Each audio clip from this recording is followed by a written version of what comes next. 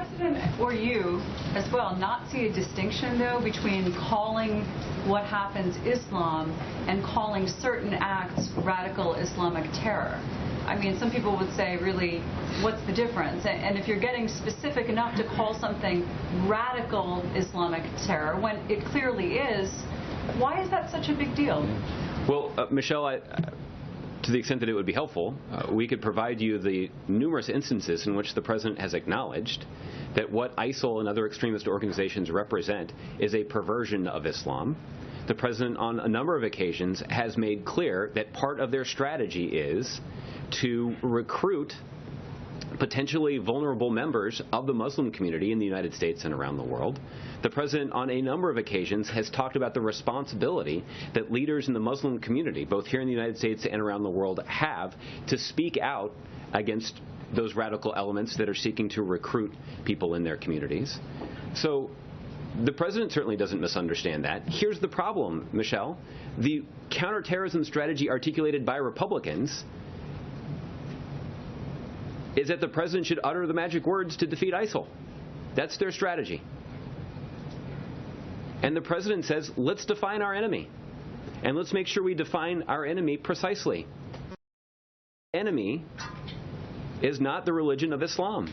Our enemy are radical, violent extremists that seek to pervert Islam and seek to advance a narrative that they are representing Islam in a war against the West.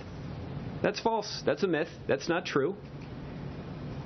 So the question really is, why aren't those Republicans in Congress actually focused on things that aren't just magic words, but are a tangible contribution to our homeland security? Let's close the no-buy, no-fly loophole. Let's confirm Adam Zubin. Let's hire 200 additional ATF officers. Let's pass an AUMF that would actually authorize the commander-in-chief and our men and women in uniform to win this war against ISIL. There are tangible things that Congress could do, but yet time and time and time again they refuse because they think that somehow the magic words are somehow more important. Are you sure that anyone sees those magic words as a strategy, though, and they're not just pointing out the fact that the President hasn't wanted to say them for a very long time, even though others have, and now including Hillary Clinton? It just seems like when he talks about people painting this with a very broad brush, it seems maybe as if you're painting this with a broader brush than some of those critics mean from the beginning. What else? What other critiques have those critics offered in terms of fighting ISIL? They haven't. This is the thing that they constantly come back to. I'm not the one who constantly brings up radical Islamic extremism. That's not me. That's not the guy who usually stands here. It's the Republicans, many of whom I've never heard of, who book themselves on cable television so they can make this argument. And again, it's cynical. They know it's not true. They know that, well, I don't know if they know this, but the President knows that it undermines our ability to defeat ISIL. It undermines our ability to prevent ISIL from recruiting in the United States. But when Hollande says the words radical Islamic terror very specifically, and Hillary Clinton says it, and she says she's happy to say it, are they then undermining values and strategy? I haven't heard them criticize the President for not using the magic words. And I think that's the point. The President's been very specific and precise about how to define our enemy. And for people who say that the only reason we haven't defeated ISIL is the President hasn't used the magic words that they've chosen, that's cynical politics there, and it doesn't do anything to protect the country. And in fact, as was on display tragically on Saturday night, it potentially makes the nation more vulnerable.